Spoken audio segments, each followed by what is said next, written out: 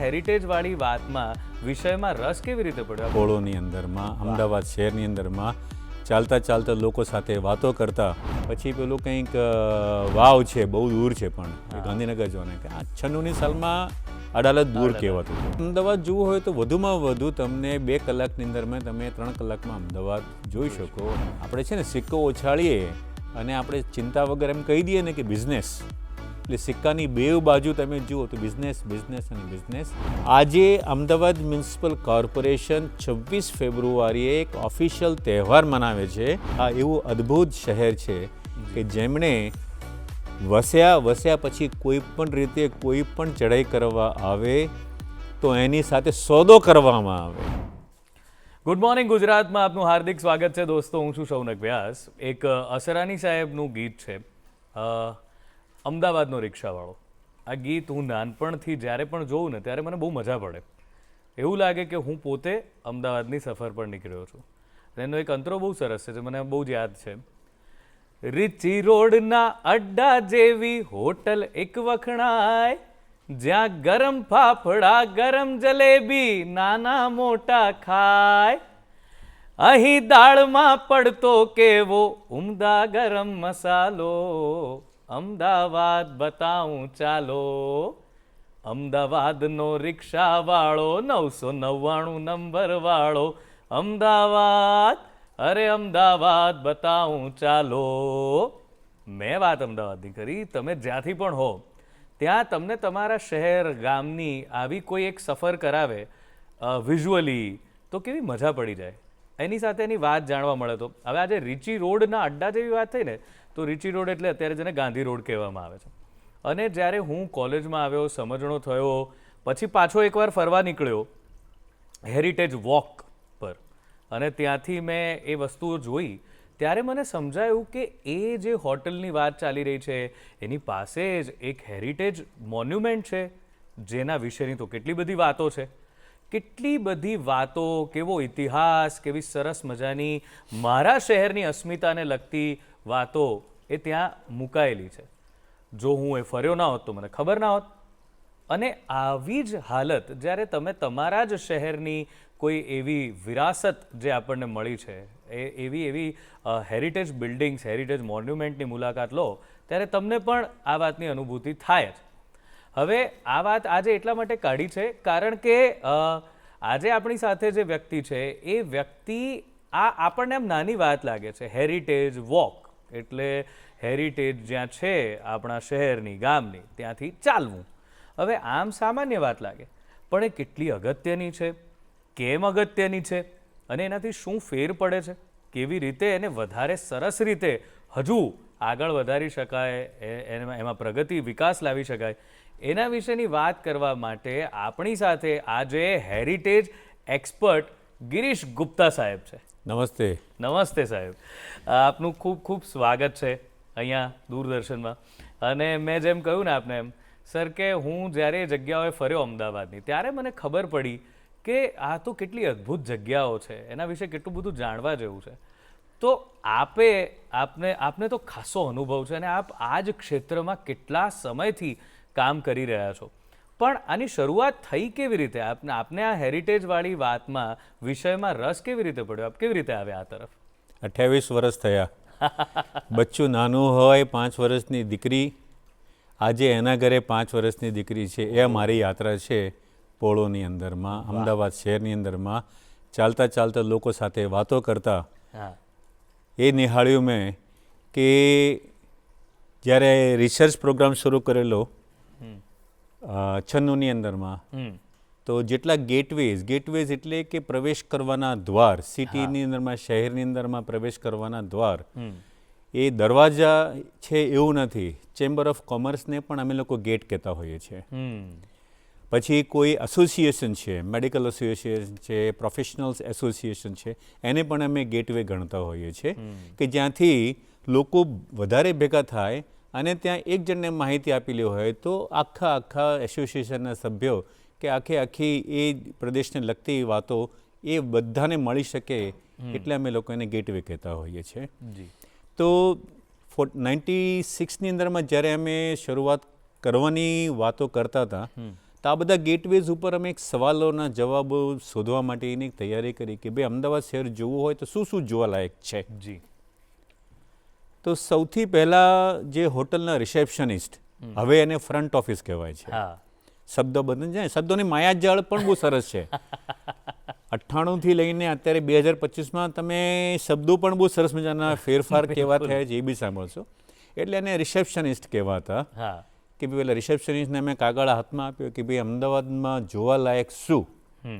એટલે કાગળ હાથમાં લઈને નીચે ડેસ્ક ઉપર મૂકીને કહે કે ભાઈ આમ માથું ખંજવારીને હું જે કહું છું એ જ પ્રમાણે આમ ખંજવાળીને કહે કે પેલું તો ગાંધી આશ્રમ છે, પછી પેલું કંઈક વાવ છે, બહુ દૂર છે, પણ એ ગાંધીનગર જવાને કે આ 96ની સાલમાં અડાલજ દૂર કહેવાતું હતું. હા, બિલકુલ. એ બી સમજો તમે એ વાતને. હવે અડાલજ આપણે આંગળી મૂકીએ છીએ અને એ અરસાની અંદરમાં અડાલજ દૂર કહેવાતું હતું. એટલે કે એક પેલું આમ અડાલજ વાવ છે,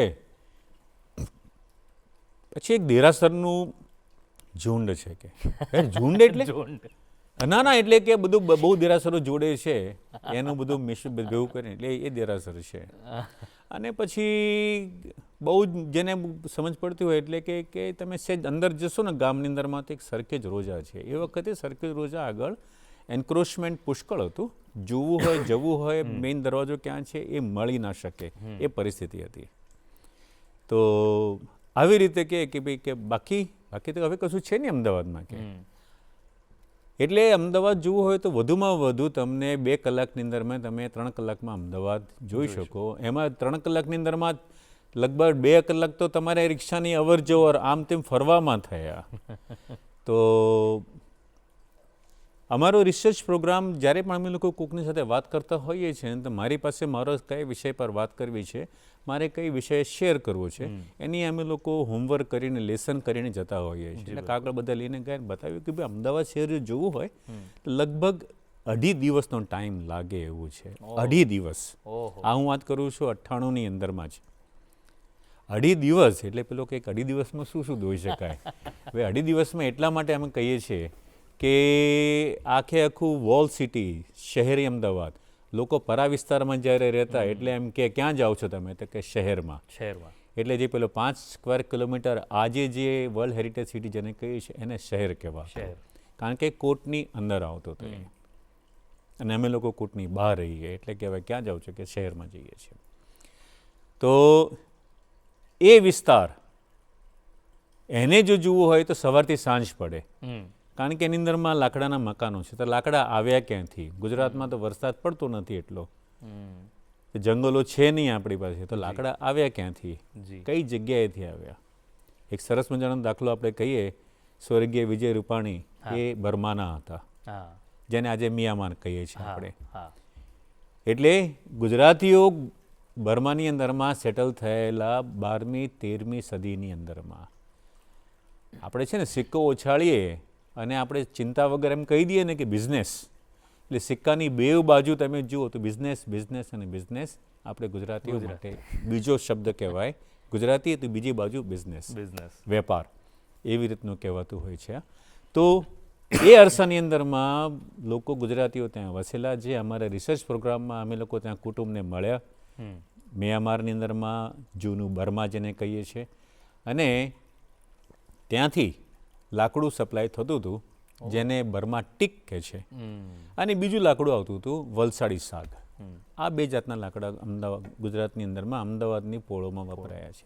પણ આ બધી વસ્તુ બની આવી લાવ્યા કેવી રીતે તેમને થયું એ વેપારે નક્કી કર્યું, લોકોની રહેણી કરીને કર્યું. અને અમદાવાદ એક એવું શહેર છે કે જે એટલે બહુ પ્રિસાઇઝ છે આપણી પાસે.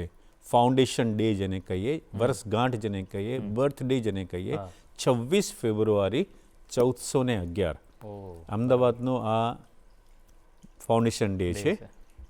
એલિસ બ્રિજની પૂર્વની બાજુ, પશ્ચિમ બાજુ ટાઉન હોલ છે, પૂર્વની બાજુ એટલે અત્યારે અમે લોકો આપણે જે બેઠા છીએ થલતેજ વિસ્તાર જે છે એ પશ્ચિમનો વિસ્તાર કહેવાય. પૂર્વના વિસ્તારની અંદરમાં એલિસ બ્રિજના છેડે ત્યાં અમદાવાદનો કુંભ મૂકવામાં આવેલો, શરૂઆત કરવામાં આવેલી, એ આજે પણ છે. હવે માનીને ચાલજો 98 પહેલાંની વાત છે.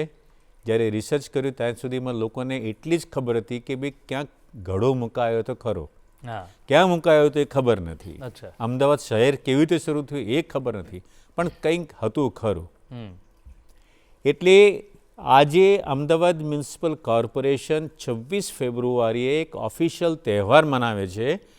અમદાવાદ શહેરની ફાઉન્ડેશન ડે, અમદાવાદ શહેર વસાવ્યું એનો ઉજવણી, એનો ઉત્સવ મનાવવામાં આવે છે. સવારના 8 વાગે બધા માણેક બરુજ ઉપર ભેગા થાય, હા.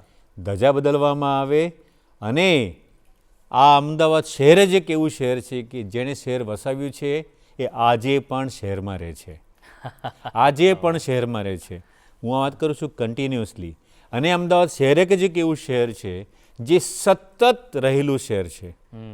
1411માં શહેર વસ્યું હતું, ધીરે ધીરે ધીરે વસ્તુ ગયું, લોકો આવતા ગયા, પણ ક્યારેય પણ એ શહેર નષ્ટ થયું નથી. આમ જોવા જઈએ તો બનારસ બહુ જૂનું શહેર કહેવાય છે, પણ આજનું બનારસ એ બનારસ 300 વર્ષ જૂનું જ છે ખાલી. એ મરાઠાઓએ વસાવેલું બનારસ શહેર છે. એટલે બનારસ જો આમ જોવા જઈએ તો ઉંમર ભલે એની 2500-2800 વર્ષ કહેવાય, પણ હાલનું કન્સ્ટ્રક્શન ફક્ત 300 વર્ષ જૂનું છે. અને તમારું અમદાવાદ, મારું અમદાવાદ એ સતત 1411માં વસેલું, 2025 વાહ. સતત રહેલું, સતત વસેલું, અને જે દ્વારે જે કન્ડિશનમાં વસેલું છે એ કન્ડિશન આજે પણ છે. બિલકુલ એ વખતના જે 12 દરવાજા છે એ આજે પણ છે 12 દરવાજા. એટલે ધબકતું શહેર. આ દેશ માટે, ભારત દેશ માટે અમદાવાદ એક અદ્ભુત રોલ મોડલ કહેવાય છે. કારણ કે સૌથી પહેલો જે હેરિટેજ સેલ બન્યો હોય મ્યુનિસિપાલિટીની અંદરમાં તો અમદાવાદ. અમદાવાદ છે. નોમિનેશન યુનેસ્કોમાં થયું તો અમદાવાદ. વર્લ્ડ હેરિટેજ સિટી પહેલું થયું તો અમદાવાદ. હેરિટેજ વોક શરૂ થઈ શહેરને જોવા માટે તો અમદાવાદ. એટલે એવા બધા ઘણા બધા વસ્તુ બની કે જે અમદાવાદને દુનિયાના નકશા ઉપર લાવીને બતાવતું થયું. આપણે એવું કહેતા હોઈએ છીએ કે it has been pinpointed. No, it is not pinpointed. It is been loudly applauded by the community of the Ahmedabad itself. આ એવી અદ્ભુત નગર છે, આ એવું અદ્ભુત શહેર છે કે જેમણે વસ્યા પછી કોઈ પણ રીતે કોઈ પણ ચઢાઈ કરવા આવે તો એની સાથે સોદો કરવામાં આવે. ઊભો રહેજે ભાઈ, મરાઠા આવ્યા છે, બે ઊભા રહેજો, તમને શું જોઈએ છે. એટલે જે રેન્સમ મની છે એ દરવાજાની બહાર જઈને એને લેતી દેતી પતાવીને તમને પૈસા જોઈએ છે, પૈસા લો, રાજ કરવું છે રાજ કરો, શહેરને નુકસાન ના કરતા. એટલે જે દિવસે વસેલું છે અને આજનો દિવસ શહેર અકબંધ છે. અને આ એક જ શહેર એવું છે કે જેની અંદરમાં સૂર્યને કેવી રીતે નીચે લાવીને એનો ઉપયોગ કરવો, એટલે how the sun to be arrested, sunshine to be arrested એ છે. અને હવાને કેવી રીતે સરસ વૈજ્ઞાનિક પદ્ધતિ એનો ઉપયોગ કરીને વાતાવરણને ઠંડુ રાખવું, એ અમદાવાદ શહેર. એક જ અમદાવાદ શહેર છે, આખી પૃથ્વી પર તમે જોવા જાઓ તો એ શહેર એવું છે કે પાણી પડે તો ટીપે ટીપું એ પાણી સંગ્રહ કરવામાં આવે. સૂર્ય એવા ટાઈમે અંદર આવે કે જે વખતે માણસોની અવર જવર ઓછી છે અને નીચે ગરમ થાય છે. અને ઠંડુ એટલા માટે થાય, બપોરના તમે મેઇન સડક ઉપર ટેમ્પરેચર માપો, ગલિયારામાં આવીને ટેમ્પરેચર માપો, ઘરની અંદર ટેમ્પરેચર માપો, રોડથી ગલીની અંદરમાં થઈને ઘરમાં આવો ત્યાં સુધીમાં ઓલમોસ્ટ 3 થી 4 ડિગ્રી સેલ્સિયસ ઓછું થઈ જાય છે આ કન્સ્ટ્રક્શનની પદ્ધતિથી. કોઈ એસી, કોઈ મિકેનિઝમ નથી. 35 ડિગ્રી હોય તો ઘરમાં 31 ડિગ્રી હોય, અને તમે 35 ડિગ્રીમાંથી 31 ઘરમાં આવો તો તમને હાશકારો થાય અને થાય. આ મારું અમદાવાદ છે. એટલે અદ્ભુત નગરી, અદ્ભુત લોકો, અદ્ભુત શહેરની રચના. પાણી 26મી જાન્યુઆરીએ જે ભૂકંપ આવ્યો 2001ની અંદરમાં ગુજરાતની અંદરમાં ઘણી ક્ષતિઓ થઈ.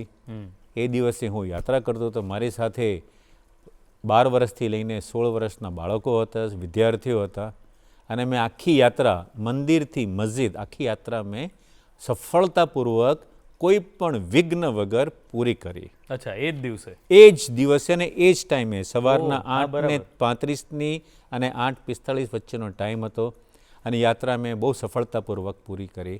આનું કારણ એક જ, લોકો મને પૂછે તમે કઈ બાજુથી, પાછળથી આવે, પાછળ કંઈ પડ્યું છે? મેં કીધું ના. હવે હું આગળ જોઉં છું તો આગળ લોકો મને પૂછે પાછળ કંઈ પડ્યું છે? મેં કીધું ના.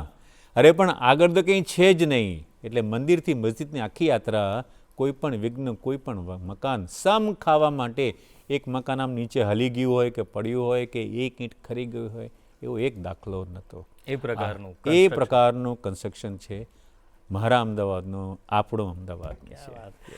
સાહેબની વાતોમાં જે ગર્વની અનુભૂતિ વર્તાય છે, જે પોતાપણું જે વર્તાય છે, એ ખરેખર કેમ છે, કેવી રીતે આ હેરિટેજની વેલ્યુ એ સમજ્યા છે અને લોકોને સમજાવી રહ્યા છે, એ બધી વાત પર હજુ પ્રકાશ પાડવાનો બાકી છે. અત્યારે સમય છે એક વિરામનો, લઈએ એક વિરામ.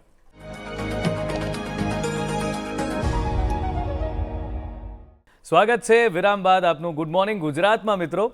અને મારી સાથે ગિરીશ ગુપ્તા સાહેબ છે. બહુ જ મજા પડી રહી છે, કારણ કે અમદાવાદી હું પણ, એ પણ, અને અમદાવાદની આટલી સરસ વાત કરવાની. પણ અમદાવાદથી આગળ વધીને આપણે જે આ વાત સમજવાની છે, એ મૂળ વાત તો છે હેરિટેજની.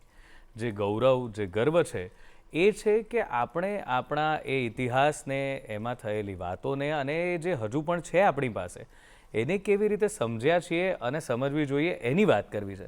તો સાહેબ, આ તો વાત આપે કરી, એ તો બહુ અદ્ભુત જ વાત છે. પણ આ આખી વાત છે હેરિટેજ મોન્યુમેન્ટ્સ કે હેરિટેજ, એ કોઈના પણ માટે સમજવું કેમ જરૂરી છે અને એની શું અગત્યતા શું છે એની?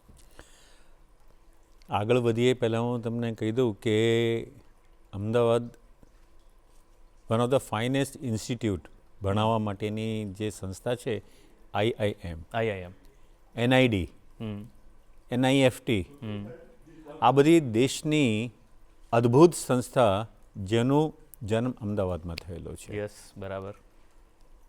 હવે આ બધાને ત્યાં શું થતા હોય છે કે એક ફાઉન્ડેશન પ્રોગ્રામ થતા હોય કે જેની અંદરમાં શહેરને બતાવવાની અને ટુ ઇન્ટરપ્રિટ ધ સિટી, શહેરને કેવી રીતે જોઈ શકાય, શહેરની અંદરમાં શું શું આર્ટ, ક્રાફ્ટ, ઇતિહાસ શું છે, એ સમજાવવાનો એક નાનો પ્રોગ્રામ ચાલતો હોય છે અને ફાઉન્ડેશન પ્રોગ્રામ કહે છે. હવે તો સ્કૂલ ઓફ આર્કિટેક્ટની અંદરમાં પણ આ બધા પ્રોગ્રામ થતા હોય છે. જી. તો આર્ટ્સ, કોમર્સ અને સાયન્સ, આ ત્રણ વિભાજનથી લોકો ગ્રેજ્યુએટ થતા હોય છે. આ ત્રણ સબ્જેક્ટથી, આ ત્રણ મેઇન લાઇનથી. BA થાય, BCom થાય અને BSc થાય. BAની અંદરમાં એવું હોય છે કે ઇતિહાસનો પણ એક વિષય હોય છે. અને હું એવું ઈચ્છું કે લોકો જે BAના વિદ્યાર્થીઓ છે, આર્ટ્સના વિદ્યાર્થીઓ છે, જે લોકો ગ્રેજ્યુએશન થાય એ પહેલાં, જેમ મેનેજમેન્ટની અંદરમાં, IIMની અંદરમાં એ ગ્રેજ્યુએટ થઈને બહાર નીકળતો હોય છે, એ પહેલાં એને ઇન્ટર્ન્સ કરવી પડતી હોય છે કોઈ સંસ્થામાં જઈને. તો ઇતિહાસના જે વિદ્યાર્થીઓ છે, આર્ટ્સના જે વિદ્યાર્થીઓ જેની પાસે ઇતિહાસનો વિષય છે, નથી તો પણ ચિંતા નથી, પણ એ વિદ્યાર્થીએ એને પણ એક ઇન્ટર્નશીપનો પ્રોગ્રામ આપવો જોઈએ સરકારે. અને એ પ્રોગ્રામની અંદરમાં, ઇન્ટર્નશીપના પ્રોગ્રામની અંદરમાં એ 3 મહિના અમદાવાદની અંદર, અમદાવાદની આજુબાજુમાં જઈને ત્યાં મોન્યુમેન્ટ ઉપર મોન્યુમેન્ટને ઇન્ટરપ્રિટ કરે, મોન્યુમેન્ટનું પોતાનું રિસર્ચ કરે, પોતાની રીતે મોન્યુમેન્ટની વાર્તા જ શોધે, લોકો પાસેથી વાર્તા સાંભળે અને એ ત્યાં રજૂઆત કરે. આવનાર વિઝિટરની સાથે એ રજૂ કરે કે ભાઈ આ મોન્યુમેન્ટ તમે જોવા આવ્યા છો, હું તમને મદદ કરીશ, હું તમને બતાવીશ આ મોન્યુમેન્ટ શું છે. Heritage walk, we are ready, અમે લોકો તૈયાર છે કે અમે એમને બેઝિક વસ્તુ બધી આપીશું, જેથી કરીને કળીમાંથી ધીરે ધીરે ધીરે ફૂલ થવાની તૈયારી થાય અને આખી ગુલદસ્તો પોતે બનીને તૈયાર થાય, આખી શાળા કોલેજ તૈયાર થાય, એવી રીતે આખો ગુલદસ્તો તૈયાર કરીએ, એવી પણ હું ચોક્કસથી ટ્રેન કરીને આપીશ. એટલે બિફોર હું કોણને કેવી રીતે, પણ મારી આવી એક મહેચ્છા છે જેને આવી રીતે કરી શકાય. એટલે સરકારના લાગતા વળગતા ડિપાર્ટમેન્ટના જે પણ અધિકારી કે જે પણ નાના કર્મચારી સાંભળતા હોય, એ ચોક્કસથી આ વાતને એક કાયદારૂપી રૂપાંતર કરી આપે એવું એને કરવું જોઈએ. હવે આવે છે મારી પોતાની વાતની અંદરમાં. 96ની પહેલાં જે છે હું દુબઈની અંદરમાં રહેતો. પ્લાસ્ટિક કોને કહેવાય એવી મને કોઈ પણ જાતનું જ્ઞાન નહીં, છતાંય હું પ્લાસ્ટિક કંપનીને ચાલુ કરવા ગયો હતો. અચ્છા. અત્યારે જેમ હેરિટેજની વાત ચાલે છે એના અનુસંધાનમાં જ હું તમને વાત કહીશ. પ્લાસ્ટિક કોને કહેવાય એ મને ખબર નથી, અને મને મારા મિત્રની કંપની હતી, મને કહે કે તમે આવી જાઓ મારી સાથે જોડાઓ અને તમે સરસ મજાનું કામ કરશો, મને ખબર છે. પછી મારે બી તમારી પાસેથી શીખવું પડશે, એવું જે ઓનર હતા એ મને સૂચન આપીને ગયા. એમની સાથે જોડાયો, દુબઈ પહોંચ્યો હું. પહેલાં તો પ્લાસ્ટિક હાથમાં લઈએ, અવાજ કરે છે, નથી કરતું, જાડું છે, પતલું છે, કયા શેમાં મપાય, બધી સમજ આપી એમણે મને. ધીરે ધીરે ખબર પડી કે પ્લાસ્ટિકની અંદરમાં એક બહુ અદ્ભુત વસ્તુ છે કે એની એક ફિલ્મ આવે અને એનાથી એક નાના નાના જેમ અમૂલ બટર આવે છે, માખણ આવે છે, ટબમાં મૂકે અને પછી ઉપરથી ફિલ્મ ઉતારી લો અને પછી લે ખાઈ છે. એ જે મશીન છે એ જર્મનની એક બનાવતી કંપની છે, એની ફિલ્મ પણ જર્મનથી બનાવે. કોણ બનાવે, કેવી રીતે બનાવે છે એ જર્મનની કંપનીને ખબર છે, પણ કોને ત્યાંથી મશીન આવ્યું, કોણ મૂકીને ગયું, કોણ ચાલુ કરીને ગયું, કોણ ફિલ્મ આપીને ગયું, એ એન્ડ યુઝરને ક્યારેક ખબર પડતી નથી. અચ્છા. એ અદ્ભુત એમની પાસે એવી બહુ સરસ મજાની મેનેજમેન્ટ સિસ્ટમ બહુ સરસ મજાની છે કે જે કોઈને ખબર ના પડે. એટલે મને છે ને આવી સિસ્ટમ ખબર પડી કે આવી રીતે સિસ્ટમમાં કામ કરી શકાય. એટલે આખી સિસ્ટમ લઈને હું અમદાવાદમાં આવ્યો કે જે દિવસે મને દુબઈની અંદરમાં મારી તબિયત સહેજ લથડવા લાગી, મને લાગ્યું કે હવે કદાચ દુબઈની અંદરમાં મારે નહીં, પણ હવે મારે મારા અમદાવાદમાં પાછા જવું જોઈએ. એટલે હું પાછો અમદાવાદ આવ્યો, અને અમદાવાદમાં જ્યારે પાછા આવ્યો ત્યારે અમદાવાદ મ્યુનિસિપલ કોર્પોરેશને એક જાહેરાત આપી હતી કે તમે તમારા શહેરના બ્રાન્ડ એમ્બેસેડર કેવી રીતે બની શકો. બધાને હું વિનંતી કરું છું, you all are brand ambassador. તમે બધા બ્રાન્ડ એમ્બેસેડર છો. એક ઘરની અંદરમાં એક વ્યક્તિ નહીં, આખું ઘર બ્રાન્ડ એમ્બેસેડર હોય છે. કારણ કે દરેકને પોતાના શહેર માટે ક્યાંક કોણી લાગણી હોય છે. એ જે કોણી લાગણી છે એ ધીરે રહીને ઉપર લઈ જાય અને તમને બ્રાન્ડ એમ્બેસેડર બનાવે. જો તમને નર્ચર સારી રીતે એની વાર્તા બતાવવામાં આવે તો એ જે નાની ડાળ જે કૂપડ ફૂટેલી છે એ થઈને ઉપરથી ને ફૂલ નહીં પણ આખે વેલો ઉપર જતો રહે, એ તમને બહુ જ આનંદ થાય, છાંયડાવાળો વેલો થાય, એવો સરસ મજાનું કામ થાય. એ બ્રાન્ડ એમ્બેસેડર બનવાની તૈયારી એવી જાહેરાત આપી. તો મેં કીધું મને અમદાવાદ માટે આટલી વાત તો ખબર જ છે, શહેર ક્યાંથી વસ્યું એ મને ખબર હતી, તારીખ શું છે એ પણ મને ખબર હતી, અને શહેરને કેટલા દરવાજા છે એ પણ મને ખબર હતી. એટલે જ્યારે છે ને મ્યુનિસિપલ કોર્પોરેશનમાં સૌથી પહેલો પ્રશ્ન એવો કર્યો કે તમને તારીખ ખબર છે? એટલે મેં કીધું હા, 26 ફેબ્રુઆરી 1411. એટલે એ બધા જે અધિકારી બેઠા હતા બધાને બહુ આશ્ચર્ય થયું કે ભાઈ સવારથી બપોર સુધીનો ઇન્ટરવ્યૂ લીધું, એમાં તો કોઈ વ્યક્તિ તારીખ તો ખ્યાલ ના આવ્યો. તો પછી કે તમને એવું ખબર છે ક્યાં છે? મેં કીધું હા, આ કુંભ આજે ક્યાં મૂકેલો છે, આજે પણ છે. તો મને કહે કે તમે જોડાઓ અમારી સાથે, અને એવી રીતે હું એમની સાથે જોડાઈને આગળ કામ કર્યું. અમે લોકોએ રિસર્ચમાં જોડાયો હું, અને માનીને ચાલજો દોસ્તો, અમદાવાદમાં છે ને ચા બહુ મજા આવે. કોકના ઘરે જઈએ અને વાતો કરીને એટલે સૌથી પહેલો પ્રશ્ન થાય ચા પીશો? એટલે મેં નક્કી કર્યું કે ભાઈ જો હું ચા નથી પીતો એવું કહીશ તો છે ને દરવાજા બંધ થઈ જાય છે વાતોના. માણસ વ્યક્તિ વિચાર કરે કે ભાઈ આ ભાઈને ચા નથી પીતા તો આપણે વાત શરૂઆત કેવી રીતે કર્યું છે.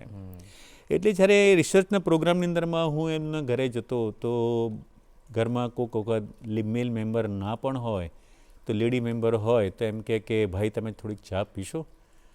એટલે હું તાત્કાલિક હા કહેતો, અને તમને પણ બધાને વિનંતી કરું છું, શહેરમાં મારી સાથે કે હેરિટેજ વોક માટે ગમે ત્યારે આવો, અને તમને કોઈ રસ્તામાં એવું કહે કે ચા પીશો, હા પાડી દેજો. ના પાડતા, ભલે તમે ચા નથી પીતા પણ છતાંય હા પાડજો. તમે વાતો કરવા માટે, વાતો સાંભળવા માટે, વાર્તાઓ સાંભળવા માટે તમારા કાન ખુલી જશે અને પેલાનું મોઢું ખુલી જશે. પેલો ચા બનાવશે, પેલા બેન ચા બનાવતા રહેશે અને કહેતા જશે આ ગલીમાં આવું થયું હતું, આ મકાનમાં આવું થયું હતું, આ કલ્ચર આવી રીતનું છે. આ બધી વાતો શરૂ થઈ જાય છે ચા બનાવતા. ચા બનીને તૈયાર થઈને આવે ત્યાં બીજી વાતો જોડાય એની અંદર. એટલે વધુ નહીં તો મેં કદાચ 70-80 હજાર કપ ચા પીધી હશે આ 30 વર્ષની અંદરમાં લોકોના ઘરે જ. લોકોએ એટલા પ્રેમથી, અને આજે પણ જ્યારે ટૂર લઈને નીકળું છું તો દિવાલની પાછળથી અવાજ આવે, આવી ગયા છો? મેં કહ્યું હા આવી ગયા છીએ. કેટલા જણા? એટલે હું કહું 12 જણા છે. બધાને ચા મૂકું? એવું કોઈક બેન દિવાલની પાછળથી પૂછે છે, એ મને નથી જોતો, હું એમને નથી જોતો, છતાંય હુંકાર થઈ જાય છે, છતાંય એટલું માન થઈ જાય છે. અમદાવાદ શહેર એના માટે વધારે છે. અહીંયા સુધી મને કાયમ ટચ કરે છે. લોકો પૂછે છે કે તમે કોની સાથે વાત કરી રહ્યો છો અને ક્યાંથી અવાજ આવે છે. અને પછી ધીરે રહીને પેલા બેન બારીમાંથી ઉપરથી કહે કે ભાઈ આ દરરોજ આવે છે ને, હું તો દરરોજ ચા આપીશ જ. ધારો કે 10 જણા છે તો 10ની પણ ચા કરીશ. અને આમ ગોળ ફરીને જઈએ તો એક વખત તો ભાઈ એ બધું કહે કે ભાઈ આ છે કે નહીં, સાચું છે કે નહીં, કે ભાઈ તમે કંઈક એવું પ્રી પ્લાન કરી રાખેલું છે. એવું તો નથી કે અહીંયા જાઓ અને પ્રી પ્લાનમાં બોલે. મેં કીધું એવું કશું જ નથી. તમારું મન થાય તમે હા પાડજો અને તમને જ લઈ જઈશ તમે ત્યાં. અને ત્યાં તમે 10 જણા છો, 10 જણાની ચા તમને તૈયાર મળશે. આ અમદાવાદ આપ્યું છે મને. એટલે ચાય પે ચર્ચા તો 2014 પછી શરૂ થઈ છે, પણ મારી ચર્ચા તો બહુ પહેલાં શરૂ થઈ ગઈ હતી. 2001થી અમે લોકો આ ચર્ચા કરતા આવ્યા છે, આનંદ કરતા આવ્યા છે લોકોની અંદરમાં. મેં પહેલાં પણ કીધું કે જે ઘરની અંદરમાં હું જતો, ચર્ચા કરતો, વાતો કરતો લોકોની સાથે, જ્યાં પેલી નાની દીકરી ઘૂંટીને ચાલતી હતી, આજે એના ઘરે ઘૂંટીને ચાલતું બાળક છે. 2 દાખલા છે કે જે મેને આજે પણ મને મળે. એ છોકરી કહે કે અંકલ તમે આવતા હતા આજે જો. અને મારી દીકરીને હું કહું છું કે આ અંકલ આવે છે જ્યારે હું તારે જેવી હતી. એવી એ દાખલો આપીને કહે. અને એમના નાના વચ્ચે ઉભા રહીને કહે, આમ 2 બાજુ હાથ રાખીને કે હા આ દીકરી નાની હતી અને આ તું નાની છું એમ. પેલી વચ્ચેની મા ઊભેલી છે, એનો બાપ ઊભેલો છે. અને 2 બાજુ જે છે આ પાસ્ટ ટેન્સ અને આ ફ્યુચર ટેન્સ. આ જૂની પેઢી, આ નવી પેઢી. આ અમદાવાદની અંદરમાં અનુભવ મળેલો છે, અદ્ભુત અનુભવ. વરસાદનું પાણી પડે તો એમ થાય કે 2001માં ભૂકંપ થયો તો એક મકાન ના પડ્યું, પણ 2002ની અંદરમાં વરસાદ પડ્યો. સાંજના 7:30 8 વાગે વરસાદ શરૂ થયો, સવારના 6 વાગ્યા સુધી સતત પાણી પડતું રહ્યું. નળ ચાલુ કરીએ એમાંથી જે ધોધ પડે છે એવો ધોધવાળો વરસાદ આકાશમાંથી પાણી પડ્યું. તે શહેર ડૂબી ગયું. હું જ્યારે તમને શહેર કહું છું તો પશ્ચિમનો વિસ્તાર, આ રેફરન્સ મારો પશ્ચિમના વિસ્તારો તરફ જાય છે, આખું ડૂબી ગયું. સીજી રોડ એ વખતે નવો સીજી રોડ બનેલો, એટલે ત્યાં જે ભોયરાની અંદરમાં દુકાનો હતી એ તરબોળ થઈ ગઈ. કપડાની દુકાનો હતી એ કપડાની દુકાનોમાં તાકાઓ પલળી ગયા. આપણે તો ગુજરાતી છે ને એમાં એ વેપાર શોધી લઈએ છીએ. માનીને ચાલજો, જેના તાકા પલળેલા હતા એણે બહાર લાખીને વેચી માર્યા. કારણ કે એ વખતે એવો કાયદો હતો, દર મીટરે છાપ લગાવવામાં આવે કે આ કાપડનો ભાવ આ છે. એવી પ્રિન્ટ દર મીટરે પ્રિન્ટ કરવાનો કાયદો હતો. તો દર મીટરે પ્રિન્ટ થાય તો લોકોએ અમદાવાદવાળાએ શું કર્યું કે ભાઈ બીજે ઠેકાણે જઈને 5 કુવા, જે ભલે કોટનો વિસ્તાર છે, પાણીનો વિસ્તાર નહોતો, પાણી ઓસરી ગયું તેમાંથી, ત્યાંથી તાકા ખરીદી લાવીને ઘરે લાવીને પલાળીને સીજી રોડ ઉપર ઊભા રહીને એમણે તાકા વેચી માર્યા. ત્યાં we are the people, we create opportunities, we are the people, we capitalize the opportunity. અમે લોકો તાત્કાલિક જ એને કેવી રીતે પૈસા લઈ લેવાય એ આપણે શીખતા હોય. એ સીજી રોડમાં વરસાદ પડ્યો તોય આપણે શીખી ગયા ત્યાં વરસાદ કરવાનો. બિલકુલ. લોકો આજે પણ દલપતરામ ચોક એક એવો ચોક છે આખા દેશની અંદરમાં સૌથી પહેલાં કે જેની અંદરમાં કમ્યુનિટીએ ભાગ પાડ્યો છે, આપ્યો છે, મ્યુનિસિપાલિટીએ ભાગ આપેલો છે, અને સ્વામિનારાયણ મંદિરે પણ એની અંદર ભાગ આપ્યો છે. એટલે પેલું જે 3P, PPP, public private participation, એનો એ અદ્ભુત દાખલો છે. બિલકુલ.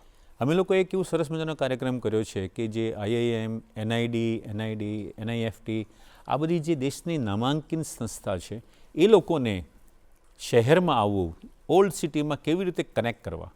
તો આ જે ચોક છે ત્યાં એક કોમન ઇવેન્ટ વર્ષમાં એક વખત એ લોકો કરતા હોય. હવે IIMના વિદ્યાર્થીઓ એક વખત દલપતરામ ચોકમાં આવીને ઇવેન્ટ કરે એટલે રહેનારોને તો ગર્વ થાય કે ભાઈ આ કોણ છે વિદ્યાર્થીઓ, કે IIM કોણ, દુનિયાની સારામાં સારી અદ્ભુત સંસ્થા. NIDના વિદ્યાર્થીઓ કંઈક કરીને જાય, NIFTના વિદ્યાર્થીઓ કંઈક કરીને જાય, શાળા કોલેજ સેપ્ટરના વિદ્યાર્થીઓ છે, એ વિદ્યાર્થીઓ કંઈકનું કંઈક પ્રોગ્રામ કરતા હોય છે. 12 મહિનાની અંદરમાં આ 4 સંતા 4 વખત આવી. એ સિવાય એટલા બધા પ્રોગ્રામ ત્યાં ચોકમાં થતા હોય છે સવારના 6 વાગ્યાથી લઈને 10 વાગ્યા સુધી. તમે જુઓ તો એમ લાગે કે આ સવાર નથી, આ કોઈ રહેઠાણ વિસ્તાર નથી, પણ લોકોએ બહુ સરસ મજાના કમ્યુનિટીને હેલ્થને લગતા, કમ્યુનિટીને ઉજાગર લગતા બહુ સરસ મજાના કાર્યક્રમો અવારનવાર કરતા હોય છે. ક્યાં વાત. યસ. વાહ. તો સર મને આપની વાતથી એ જાણવા મળ્યું કે બહુ જ ઇમ્પોર્ટન્ટ છે આ બધી વાતોને સમજવી, કારણ કે એ ઇતિહાસ છે એ આપણને તમે જેમ કીધું એમ કે વર્તમાનને ઘણું બધું કહી જાય છે. તો આ જે આપ હેરિટેજ વોક કરો છો તો એમાં આપ કઈ એટલે આમ ધારો કે અત્યારે આપણે અહીં બેઠા છીએ અને તમારી જે અદા છે, તમારી જે વાત કરવાની શૈલી છે બહુ રસપ્રદ છે, તો આમ થોડુંક એ હેરિટેજ વોકમાં જે આપ સમજાવતા હોય છે જે મોન્યુમેન્ટની કે એવી કંઈ વાત, તો એ જો અહીંયા લોકોને જો અહીંયા બેઠા બેઠા જોવા મળે તો સવારે આવવાની લાલસા જાગે બધાને કે ચાલો આપણે પણ પહોંચી જઈએ. અને શું કરવાનું, એ ક્યાંથી શરૂ થાય, ક્યાં આવવું, લોકોએ કેવી રીતે આવવું, એ પણ જરા કહો. મંદિરથી મસ્જિદની યાત્રા અને એ સિવાય અમદાવાદની અંદરમાં 11 વોકિંગ ટૂર્સ છે. 11 એવા મેપ પર ઉપર નકશા ઉપર એવી વોક બનાવી છે 11 કે જે તમે અમદાવાદ શહેરને એક્સપિરિયન્સ કરી શકો, અમદાવાદ શહેરને અનુભવ કરી શકો, અમદાવાદ શહેરને નિહાળી શકો. ગાંધીએ અમદાવાદ કેમ પસંદ કર્યું? ક્રાંતિ યાત્રા તૈયાર થયેલી છે. અમદાવાદ શહેર જે કોટ વિસ્તાર, જે જૂનું અમદાવાદ, જે world heritage city Ahmedabad 5 square કિલોમીટરમાં છે. એમાં 200થી વધારે દેરાસર છે. તમે 10 ડગલા ચાલો તો તમને 5 દેરાસર મળે અને 50 ડગલા ચાલો તો બીજા 5 દેરાસર તમને મળે. એટલે 120 ચબૂતરા છે. હવે સ્વામિનારાયણ મંદિર જે સંપ્રદાયનું સૌથી પહેલું મંદિર છે, ત્યાંથી યાત્રા શરૂ થાય. અને આ આખી યાત્રાને અમે લોકો એવી રીતે વોક કરી, એવી રીતે ડિઝાઇન તૈયાર કરી કે જે યાત્રાને અનુભવ તો છે, સાથે જ્ઞાન પણ છે. અને હવે અમે લોકો એવું શરૂ કર્યું છે કે સ્વામિનારાયણ મંદિર, તો સ્વામિનારાયણ મંદિરની અંદરમાં મંદિર કેમ બન્યું, ત્યાં મંદિરની મૂર્તિ ક્યાં કંડારવામાં આવેલી અને ત્યાંથી મૂર્તિ કેવી રીતે મંદિરમાં આવી, એની યાત્રા કેવી રીતે થઈ, પછી સ્થાપના કેવી રીતે થઈ, મૂર્તિનો સૌથી પહેલો વિરામ ક્યાં આપવામાં આવ્યો, એને જોડીએ છીએ. એટલે હેરિટેજ છે એવું નથી, પણ જે જગ્યાએથી તમે ઊભા રહો છો, શરૂઆત કરો છો, એને પણ અમે બતાવીએ છીએ. હવે યાત્રા સમાપ્ત થાય છે જુમ્મા મસ્જિદ. જુમ્મા મસ્જિદ એટલે પહેલી મસ્જિદ કે જે અહમદશાહ બાદશાહે સ્વયં પોતે બનાવેલી છે. તો એ મસ્જિદની અંદરમાં સ્ત્રી સમાવડી છે. સંપ્રદાયમાં એવું કહેવાય છે કે આ એક જ મસ્જિદ એવી છે કે જેની અંદર અમને સ્ત્રી અને પુરુષ બેઉ જોડે નમાઝ કરી શકે એવી અદ્ભુત વ્યવસ્થા બનાવેલી છે. જનાના ખાના, મર્દાના બેઉ જ બહુ સરસ રીતે કંડારેલા છે. લેડી જે છે થોડાક એલિવેટેડ પ્લેટફોર્મ ઉપર છે. જોયું ત્યાં પણ સ્ત્રીને એટલું બધું માન આપવામાં આવેલું છે. એ એલિવેટેડ પ્લેટફોર્મ ઉપર છે અને મેલ મેમ્બર કે પુરુષો જે છે એ જમીન ઉપર થઈને નમાઝ અદા કરે છે. એટલે મંદિરથી મસ્જિદ દરમિયાનમાં તમે જૈન મંદિર છે, ત્યાં તમે જુઓ તો ભણતરના, સ્ત્રીને સમવડી ગણવાના, સ્ત્રીને સમકક્ષ ગણવાના એવા અદ્ભુત દાખલા કંડારેલા છે. મેસેજ આપેલા છે, કોતરણીથી મેસેજ આપેલા છે. હઠીસિંહના દેરા ઓલમોસ્ટ 170 વર્ષની ઉપર, 175 વર્ષની ઉપર થઈ ગયા. 175 વર્ષ પહેલાં સ્ત્રી પાસે શું શક્તિ હતી, સશક્તિકરણ કોને કહેવાય છે એ દાખલો છે. જૈનની અંદરમાં એને તો તીર્થ તરીકે સ્થાન મેળવેલું છે. પણ હું કાયમ એવું કહું છું કે જૈન હઠીસિંહના દેરા જે છે એ અદ્ભુત દાખલો છે સ્ત્રીને સમવડી ગણવાનો. કારણ કે જે દિવસે ખોદકામ દાન આપ્યું કેસરીસિંહ હઠીસિંહે, એ મૃત્યુ પામ્યા. ત્યારબાદ એમના પત્ની હરકુંવર શેઠાણી, એમણે આખી જવાબદારી ઉપાડી. કારીગરોને સૂચના આપવી, ફિલેન્થ્રોફિસ એટલે જે બીજા દાનવીરો છે એની સાથે ચર્ચા કરવી, કેવી રીતે રચના આગળ લઈ જવી એ સમજ આપવી. અને આ બધું બન્યા પછી, તૈયાર થયા પછી અંગ્રેજોએ એમને બિરુદ આપ્યું, નેક, નામદાર, સખાવતે, બહાદુર હરકુંવર શેઠાણી. એટલે 4 શબ્દો એમની પહેલા આવે છે, 5મે એમના નામ પછી આવે છે. 5 શબ્દોનું બિરુદ આપવામાં આવ્યું. એ વસ્તુને ચોક્કસથી as a part of પિલગ્રીમ, as a part of one of the religious best કહેવાય, પણ મેં એને છે એવું કીધું છે one of the finest example of woman entrepreneurship. સ્ત્રી સશક્તિકરણનો એક અદ્ભુત દાખલો છે. એ કેવું સરસ મજાનું કામ કરી શકે છે એ હઠીસિંહના દેરા પરથી આપણે જોઈ શકીએ છીએ.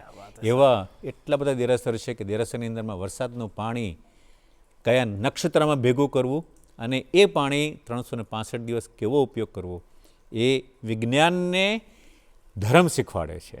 ઘણી જગ્યાએ એવું થતું હોય છે ધર્મ અને વિજ્ઞાન સામસામે આવીને ઉભા રહી જાય, પણ સમન્વય એક જ પ્લેટફોર્મ ઉપર ધર્મ અને વિજ્ઞાન જોડે છે. ધર્મ કે છે આવું છે ને વિજ્ઞાન કે છે યસ અમે એને માન્યતા રાખીએ છીએ. બેઉ જોડે રહીને કામ કરે છે. એટલે સમટાઈમ્સ ઘણી વખત હું શબ્દ યુઝ કરું છું ટ્રેડિશનલ સાયન્સ. વાહ, ટ્રેડિશનલ સાયન્સ એ શબ્દ અમદાવાદમાંથી મને મળેલો છે. સાહેબની વાતો એકદમ અદ્ભુત છે અને મને એવું લાગે છે કે આ એક ઝલક છે. ક્યારેક મંદિરથી મસ્જિદ સુધીની આ જે વોક છે એમાં આપ જરૂર જજો અને ખરેખર આ જે અનુભવ છે એ જિંદગી બદલનારો અનુભવ છે. સાહેબ, સમયની મર્યાદાના લીધે આજે તો અહીં રોકે છે, પણ આપની સાથે આ ચર્ચા કરી અને અહીં સ્ટુડિયોમાં બેઠા બેઠા જ જાણે એ શહેર ફરી આવ્યા હોય ને એવી અનુભૂતિ થઈ. Thank you very much. Thank you. અને